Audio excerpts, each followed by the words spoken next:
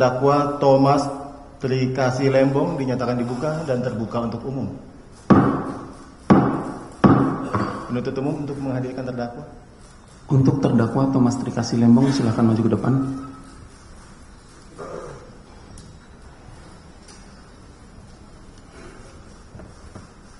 Silakan.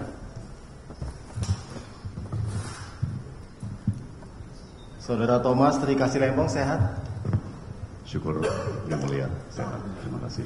Baik, jadi agenda persidangan kita hari ini adalah putusan dari majelis hakim ya atas eksepsi yang diajukan oleh terdakwa melalui penasihat hukumnya. Untuk itu putusan akan kami bacakan. Namun perlu kami sampaikan untuk hal-hal yang sudah kita dengar bersama, surat dakwaan juga eksepsi yang panjang lebar sudah dibacakan pada sidang sebelumnya, untuk tidak dibacakan kembali ya. Untuk singkatnya pembacaan putusan. Demikian, tidak keberatan ya.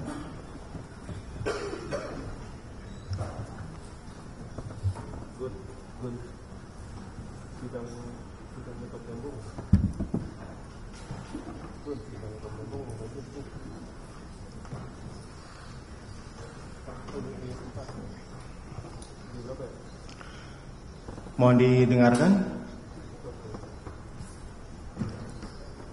Putusan nomor 34 garing Pitsus TPK 2025 PN Jakarta Pusat. Demi keadilan berdasarkan ketuhanan yang Maha Esa, Pengadilan Tindak Pidana Korupsi pada Pengadilan Negeri Jakarta Pusat yang mengadili perkara pidana dengan acara penutusan biasa pada tingkat pertama telah menjatuhkan putusan sebagai berikut di bawah ini dalam perkara atas nama terdakwa, nama lengkap Thomas Trikasih Lembong, tempat lahir Jakarta, umur tanggal lahir 53 tahun, 4 Maret 1971, jenis kelamin laki-laki, dan seterusnya. Identitas sebagaimana termuat dalam putusan ini. Untuk menyingkat pembacaan putusan dianggap telah dibacakan.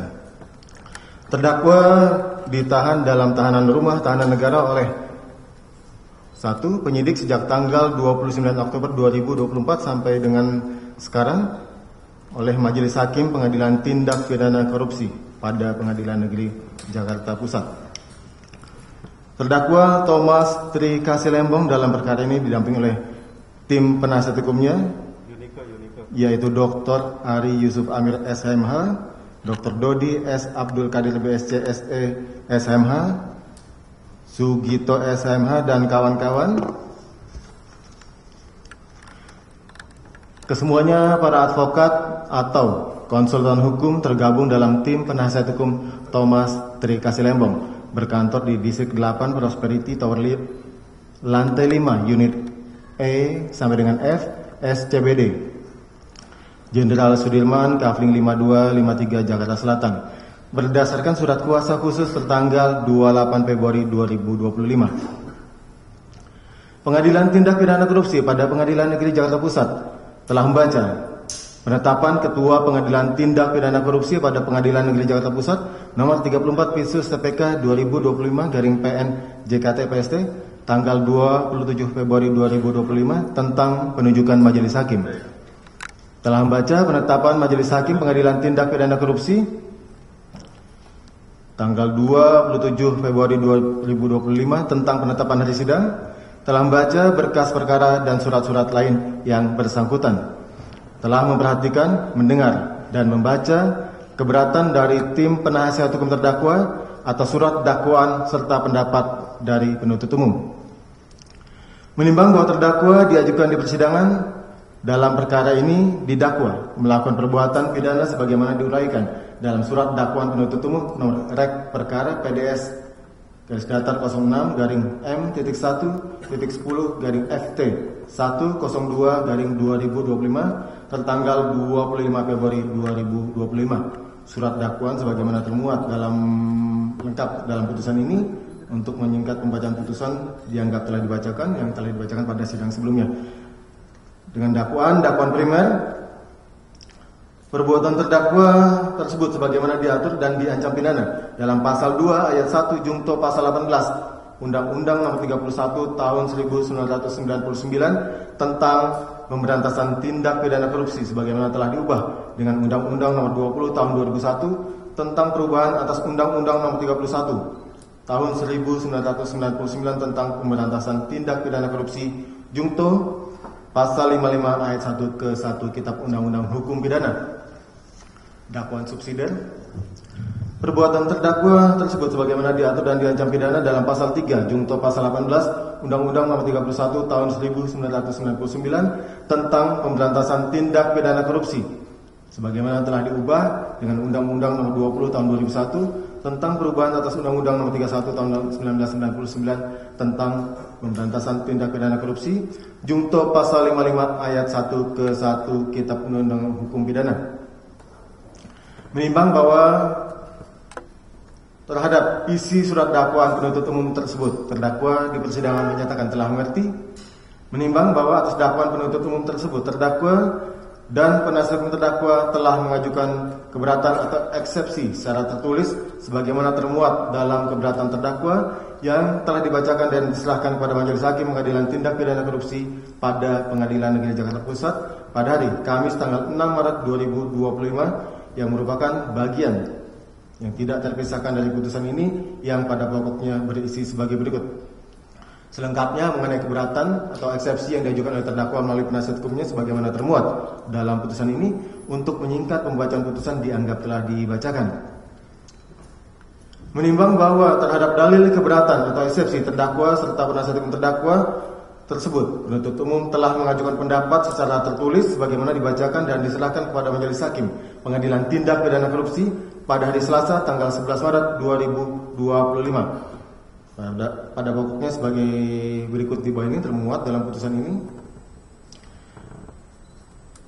Menimbang bahwa selanjutnya penasihat hukum terdakwa serta penuntut umum menyatakan masing-masing tetap pada pendirian atau argumentasi hukumnya masing-masing dan selanjutnya mohon putusan atau putusan selah.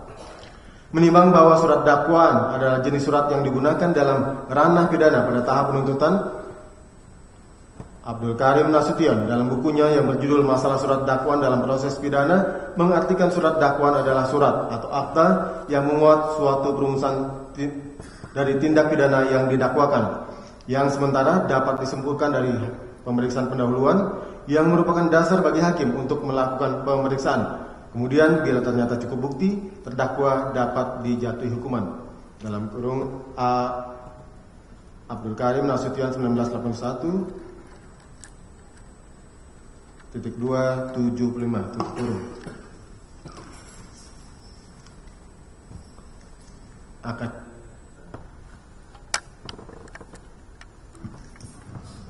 Dilanjutkan.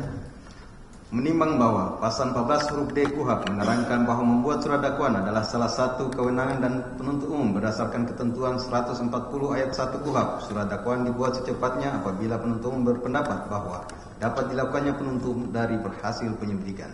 Menimbang bahwa surat dakwaan yang dibuat tersebut akan disertakan penuntut umum saat pelimpahan perkara ke pengadilan negeri. Hal ini sebagaimana tertuang dalam pasal 143 ayat 1 KUHP yang menyatakan bahwa penuntut umum melimpahkan perkara ke pengadilan negeri dengan permintaan agar segera mengadili perkara tersebut disertai dengan surat dakwaan.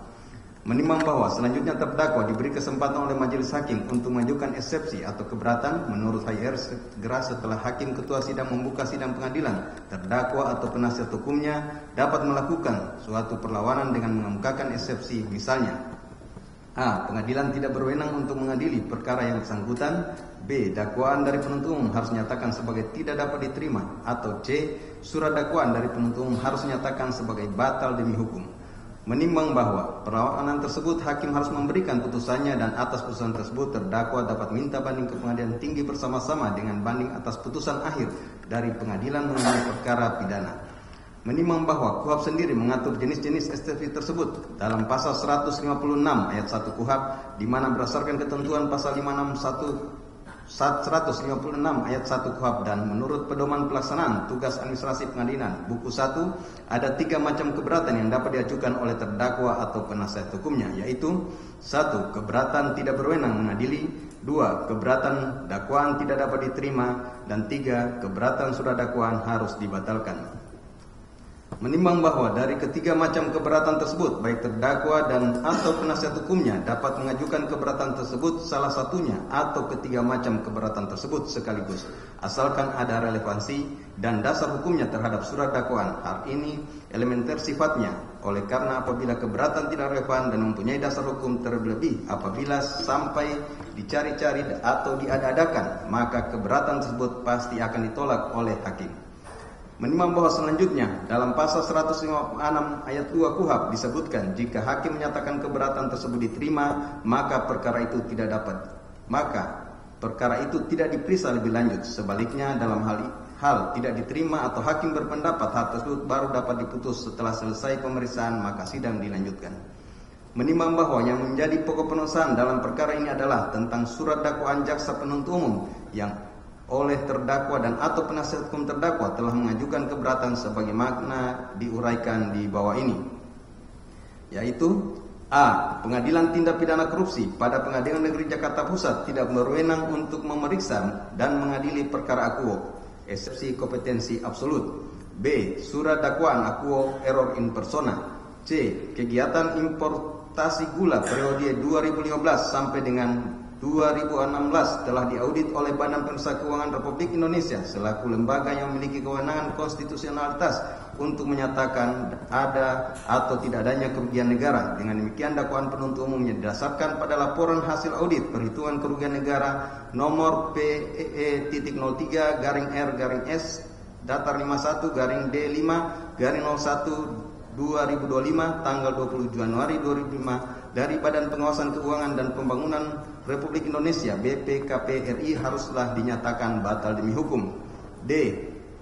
Surat dakwaan jaksa penuntut umum disusun secara tidak jelas, tidak cermat, dan tidak lengkap. 1. Uraian unsur melawan hukum tidak jelas, tidak cermat, dan tidak lengkap karena seluruh pengakuan persetujuan impor oleh terdakwa telah memenuhi asas umum pemerintah yang baik sebagaimana diatur dalam Undang-Undang Administrasi Pemerintah dan berdasarkan pemisahan fungsi di dalam Kementerian Perdagangan, khususnya penerbitan pengakuan impor, sehingga surat dakwaan jaksa penuntut umum harus nyatakan batal demi hukum.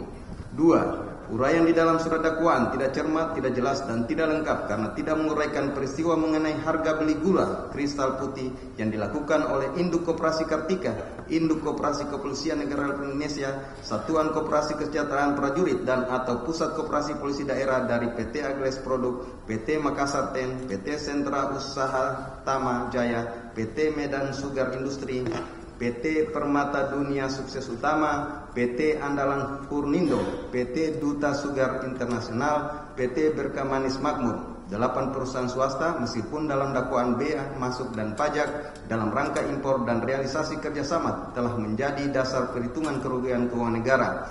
3. Uraian mengenai kerugian negara dalam surat dakwaan tidak jelas, tidak cermat, dan tidak lengkap karena perhitungan kerugian negara di dalam surat dakwaan mengakibatkan ketentuan pasal 4B Undang-Undang Nomor 1 Tahun 2025 tentang perubahan ketiga atas Undang-Undang Nomor 19 Tahun 2003 tentang Badan Usaha Milik Negara Junto Pasal 1 Ayat 2 Undang-Undang Hukum Pidana. 4. Jaksa penuntut umum telah tidak jelas dan tidak cermat dalam menyusun surat dakwaan, di mana surat dakwaannya jaksa penuntut umum menggunakan harga patokan petani dalam menyimpulkan adanya kemahalan harga beli dan selisih keuntungan yang diterima oleh 9 perusahaan swasta dari hasil jual beli GKP dengan PT VPI. 5. Surat dakwaan tidak cermat, tidak jelas, dan tidak lengkap karena tidak menguraikan peristiwa dugaan tindak pidana korupsi dalam kegiatan importasi gula di Kementerian Perdagangan sejak tahun 2015 sampai dengan tahun 2003 sebagaimana surat perintah penyelidikan, surat perintah penyidikan, surat penetapan tersangka, dan surat penetapan penahanan yang menjadi satu kesatuan dengan surat dakwaan, melainkan jaksa penuntut umum hanya menguraikan peristiwa dugaan tindak pidana akuo yang terjadi pada tahun 2015 sampai dengan tahun 2016 sehingga surat dakwaan harus batal demi hukum. Menimbang bahwa selanjutnya majelis hakim akan mempertimbangkan apakah cukup beralasan untuk menyatakan surat dakwaan atas nama terdakwa Thomas Trikasi Lembong dalam perkara ini dinyatakan tidak dapat terima atau batal demi hukum sebagaimana isi keberatan dari penasihat hukum terdakwa tersebut. Menimbang bahwa mengenai huruf keberatan huruf A tentang Pengadilan Tindak Pidana Korupsi pada Pengadilan Jakarta Pusat tidak berwenang untuk memeriksa dan mengadili perkara akuo, eksepsi kompetensi absolut, karena perbuatan-perbuatan yang dilakukan oleh terdakwa sifatnya administrasi saja dan sanksinya bukan sanksi tindak pidana korupsi. Majelis hakim berpendapat bahwa setelah majelis hakim membaca, meneliti, dan mencermati eksepsi keberatan penasihat hukum terdakwa tersebut, di mana penasihat hukum terdakwa telah mengajukan materi keberatan dengan mengemukakan adanya fakta-fakta hukum bahwa telah menarik suatu kesimpulan yang kesemuanya sudah masuk ke dalam materi pokok perkara yang justru akan dibuktikan kebenarannya di persidangan, sehingga keberatan tersebut adalah tidak beralasan menurut hukum dan harus dinyatakan tidak dapat diterima. Menimbang bahwa mengenai keberatan huruf B tentang surat dakwaan akuo error in persona, karena telah menetapkan terdakwa sebagai pihak yang ikut bertanggung jawab atas perbuatan yang dilakukan oleh 9 perusahaan dengan PT PPI, majelis hakim berpendapat bahwa pada persidangan pertama hari Kamis tanggal 6 Maret 2025 sebagaimana ketentuan pasal 155 ayat 1 KUHP, hakim ketua sidang menanyakan kepada terdakwa tentang nama lengkap, tempat lahir, umur dan tanggal lahir, jenis kelamin, kebangsaan dan tempat tinggal, agama dan pekerjaan. Selanjutnya atas semua pertanyaan hakim ketua sidang tersebut telah dijawab dan dibenarkan oleh terdakwa sendiri. Demikian pula pada saat penuntut umum membacakan surat dakwaannya, terdakwa juga membenarkan dan tidak mengajukan keberatan atas nama dan identitas yang tercantum dalam surat dakwaan tersebut. Jadi dengan demikian menurut pendapat majelis hakim dalam perkara tindak pidana korupsi atas nama terdakwa Thomas Trikasi Lembong tidak terjadi kekeliruan mengenai orang yang dimaksud atau kekeliruan mengenai orang error in persona. Sedangkan mengenai peranan terdakwa dalam perkara penggerak, menyuruh, sebagai pembantu atau sebagai orang ikut bertanggung jawab dalam tindak pidana korupsi terkait kegiatan importasi gula di Kementerian Perdagangan RI tahun 2015 sampai dengan tahun 2016 yang merugikan keuangan negara, tentunya hal tersebut baru dapat diketahui setelah memasuki agenda pembuktian dalam persidangan, sehingga keberatan tersebut adalah tidak beralasan menurut hukum dan harus nyatakan tidak dapat diterima. Menimbang bahwa mengenai keberatan huruf C tentang kegiatan importasi gula periode 2015 sampai dengan 2016 telah diaudit oleh Badan Pemeriksa Keuangan Republik Indonesia selaku lembaga yang memiliki kewenangan konstitusionalitas untuk menyatakan ada atau tidaknya kerugian keuangan negara. Dengan demikian dakwaan penuntut umum yang didasarkan pada laporan hasil audit perhitungan kerugian negara nomor PE.03-R-S datar 51 D5-01-2025 tanggal 20 Januari 2025 dari Badan Pengawasan Keuangan dan Pembangunan Republik Indonesia BPKP RI harus saya nyatakan dibatalkan hukum. Majelis hakim berpendapat bahwa apa yang dijadikan alasan keberatan penasihat hukum terdakwa tersebut sudah merupakan materi dari perkara ini yang seharusnya tersebut dibuktikan dan ditunjukkan dalam pembuktian dalam persidangan dan bukan merupakan alasan keberatan sebagaimana yang diatur dalam pasal 156 ayat 1 KUHP, sehingga keberatan tersebut tidak beralasan menurut hukum dan harus nyatakan tidak dapat diterima.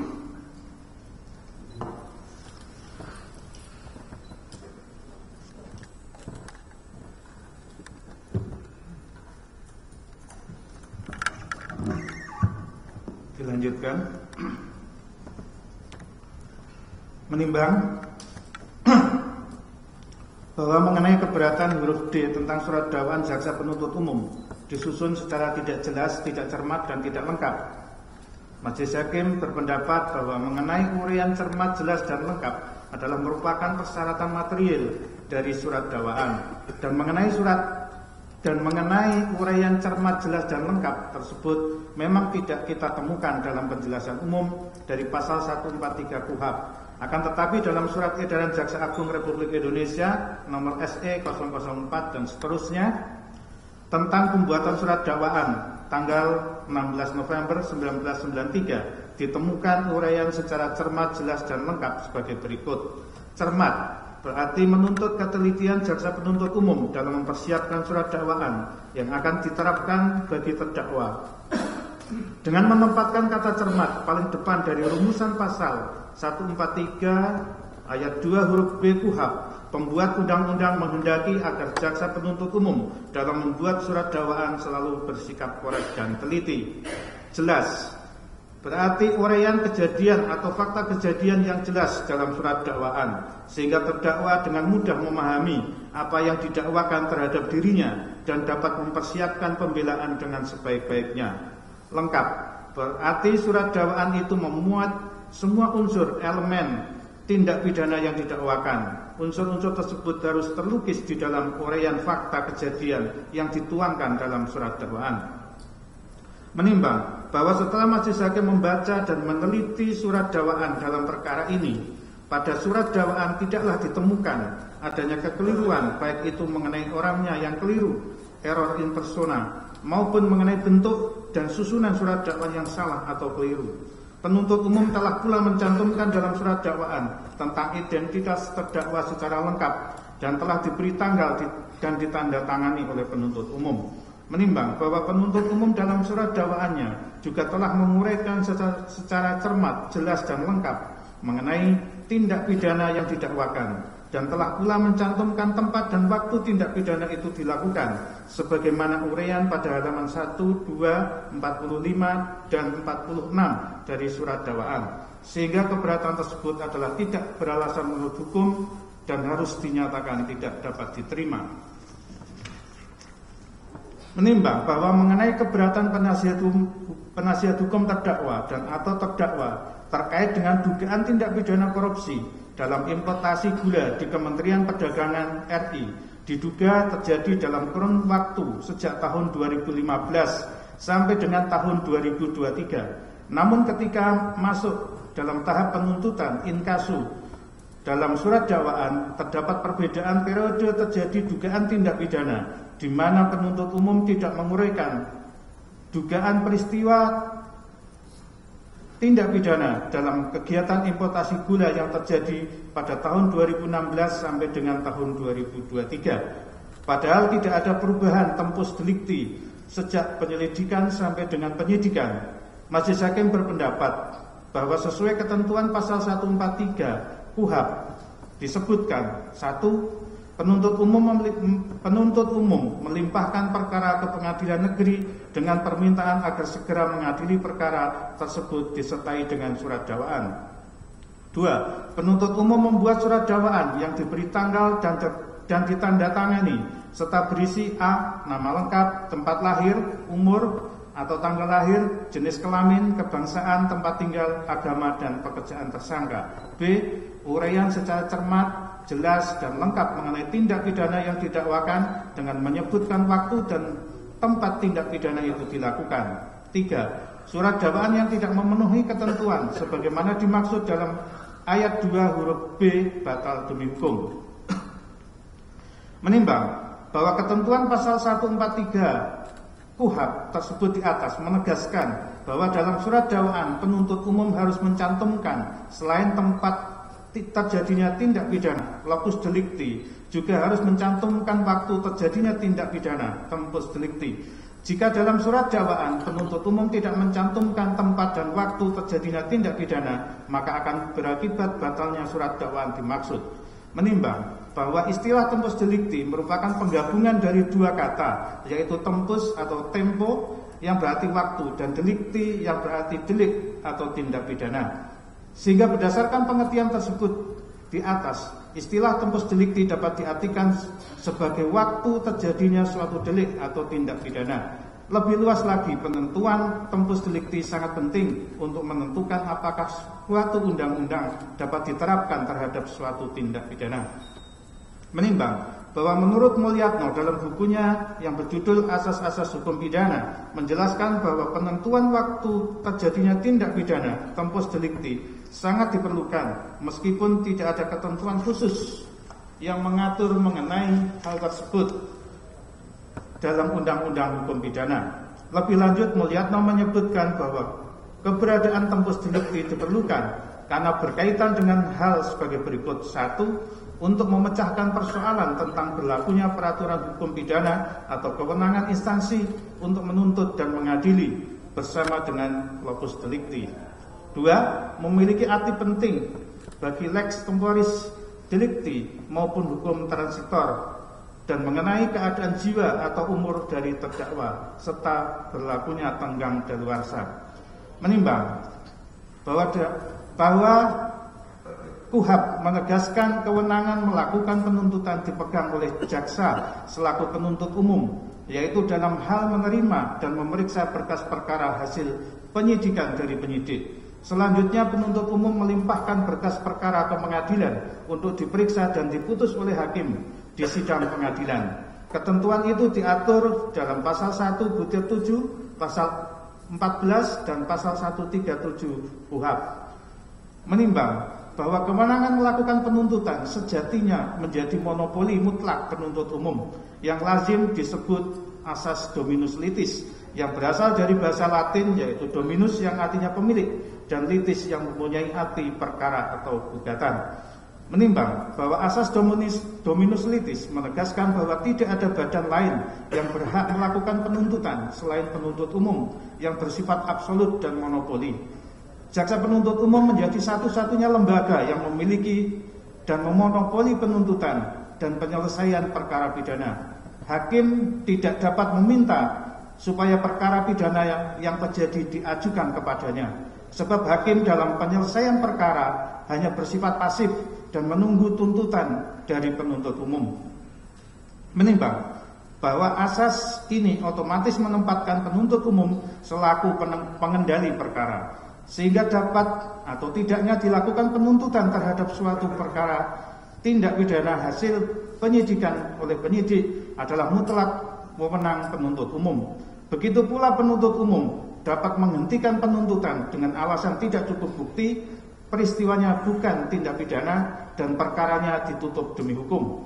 Menimbang bahwa surat dakwaan merupakan penataan konstruksi yuridis atas fakta-fakta perbuatan terdakwa yang terungkap sebagai hasil penyidikan dengan cara merangkai perpaduan antara fakta-fakta perbuatan tersebut dengan unsur-unsur tindak pidana sesuai dengan ketentuan undang-undang pidana yang bersangkutan.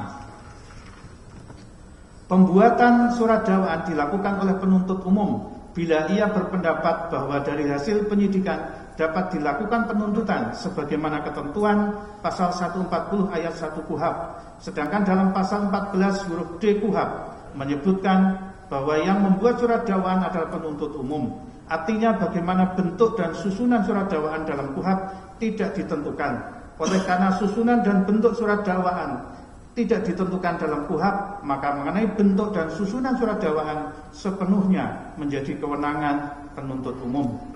Menimbang bahwa apabila dalam tindak pidana korupsi terkait dengan importasi gula di Kementerian Perdagangan RI yang terjadi pada tahun 2016 sampai dengan tahun 2023 diduga masih ada pihak-pihak yang terlibat atau seharusnya ikut bertanggung jawab, maka sesuai asas dominus litis tentunya sepenuhnya menjadi kewenangan jaksa penuntut umum untuk menuntutnya dan mengajukannya ke muka persidangan, dan bukan menjadi kewenangan majelis hakim dalam perkara akuo, sehingga keberatan tersebut adalah tidak beralasan menurut hukum dan harus dinyatakan tidak dapat diterima.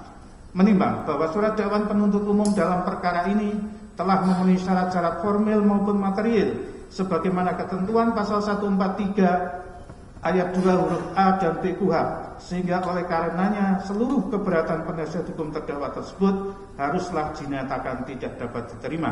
Menimbang bahwa oleh karena seluruh keberatan penasihat hukum terdakwa dinyatakan tidak dapat diterima, maka berdasarkan pasal 156 ayat 2 KUHAP, pemeriksaan terhadap perkara terdakwa haruslah dinyatakan dilanjutkan. Menimbang bahwa oleh karena pemeriksaan terhadap terdakwa dilanjutkan, maka mengenai biaya perkara ditangguhkan sampai putusan akhir. Mengingat pasal 143 dan pasal 156 Undang-Undang Nomor 8 Tahun 1981 tentang hukum acara pidana dan pasal-pasal peraturan perundang-undangan lain yang berkaitan. Kami lanjutkan.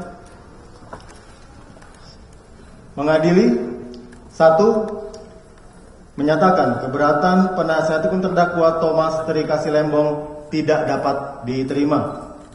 2. Menyatakan pengadilan tindak pidana korupsi pada Pengadilan Negeri Jakarta Pusat berwenang untuk mengadili perkara nomor 34/Pitsus/Datar TPK 2025/PN Jakarta Pusat 3. Menyatakan surat dakwaan penuntut umum nomor rek perkara PDS garis datar 06 garis miring M.1.10 garis miring FT.1 garing 02 garing 2025 tertanggal 25 Februari 2025 telah memenuhi ketentuan pasal 143 ayat 2 huruf A dan B Undang-Undang Nomor 8 Tahun 1981 tentang Kitab Undang-Undang Hukum Acara Pidana. 4. Memerintahkan penuntut umum untuk melanjutkan pemeriksaan perkara atas nama terdakwa Thomas Tri Kasih Lembong berdasarkan surat dakwaan penuntut umum tersebut. 5. Menangguhkan biaya perkara sampai dengan putusan akhir. Demikian diputuskan dalam rapat musyawarah Majelis Hakim Pengadilan Tindak Pidana Korupsi pada Pengadilan Negeri Jakarta Pusat pada hari Selasa tanggal 11 Maret 2025 oleh kami Denny Arsan Fatrika SMH selaku Hakim Ketua, Purwanto S. Abdullah SMH dan Ali Muhtarom SMH masing-masing sebagai Hakim Anggota. Putusan ini diucapkan dalam sidang yang terbuka untuk umum pada hari Kamis tanggal 13 Maret 2025 oleh Hakim Ketua Majelis tersebut dengan didampingi oleh Hakim-Hakim Anggota dengan dibantu oleh Saudara Hartanto SHMH Panitera Pengganti Pengadilan Tindak Pidana Korupsi pada Pengadilan Negeri Jakarta Pusat serta dihadiri oleh penuntut umum pada Kejaksaan Negeri Jakarta Pusat dan diucapkan di hadapan terdakwa dengan didampingi oleh tim penasihat hukumnya. Demikian tadi Saudara terdakwa, penuntut umum juga tim penasihat hukum ya. Majelis telah membacakan putusan atas keberatan atau eksepsi yang diajukan oleh terdakwa maupun tim penasihat hukum. Intinya eksepsi atau keberatan dinyatakan tidak dapat diterima. Jadi kalau ada keberatan terhadap putusan terkait eksepsi ini, silakan diajukan bersama-sama dengan putusan akhir mengenai pokok perkara. Ya. Untuk itu silakan penuntut umum untuk melanjutkan pemeriksaan perkara untuk mengajukan alat-alat bukti dalam perkara ini. Terima kasih atas kesempatan yang mulia. Untuk pembuktian dan pemanggilan saksi kami mohon waktu yang mulia. Baik. Untuk menyiapkannya. Baik, demikian tadi untuk memberikan kesempatan penuntut umum mengajukan alat-alat buktinya, saksi dulu ya. Saksi dulu. Sidang ditunda sampai dengan hari Kamis depan tanggal 20 Maret 2025 ya. Demikian hari Kamis depan, 1 minggu dari sekarang. Izin yang mulia. Ya. Ini kaitan dengan permintaan kami kemarin tentang salinan BPKP kepada jaksa melalui Majelis Hakim. Kami menyampaikan beberapa dasar hukumnya. Pertama, pasal 15 Undang-Undang Kekuasaan Kehakiman. Pada pokoknya di situ menjelaskan bahwa hakim wajib memberi bantuan untuk kepentingan peradilan, di mana berdasarkan penjelasan pasal 15 tersebut, bantuan untuk kepentingan peradilan dimaksud adalah salah satunya dalam hal administrasi berkas perkara termasuk kelengkapan bukti. Lalu kaitan dengan pasal 1 angka 9 KUHP, junto pasal 4 ayat 1 Undang-Undang Kekuasaan Kehakiman, yang pada pokoknya menyatakan dalam hal mengadili, hakim harus memeriksa dan memutus perkara pidana berdasarkan azas bebas, jujur dan tidak memihak, fair. Lalu tentang pasal 72 KUHP menyatakan terdakwa penasihat hukum berhak mendapatkan surat-surat lainnya yang ada dalam berkas untuk kepentingan pembelaan.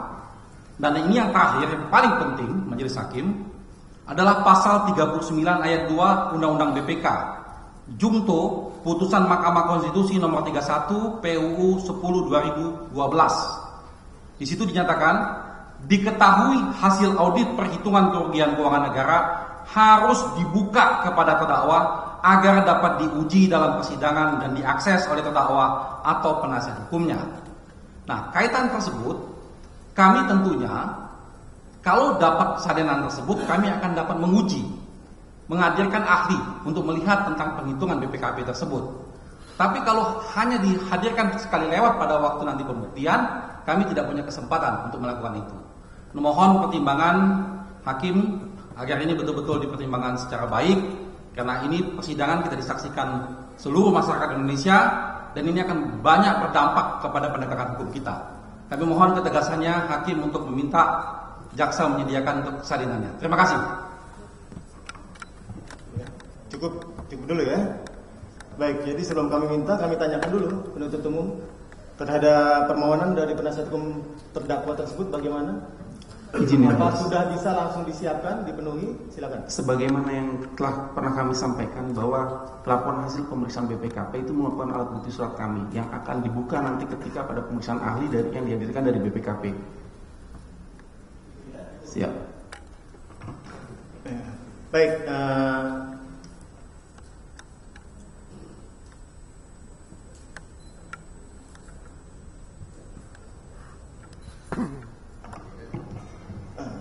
baik, jadi mendengar permohonan dari tim penasihat hukum terdakwa, juga tanggapan dari penuntut umum.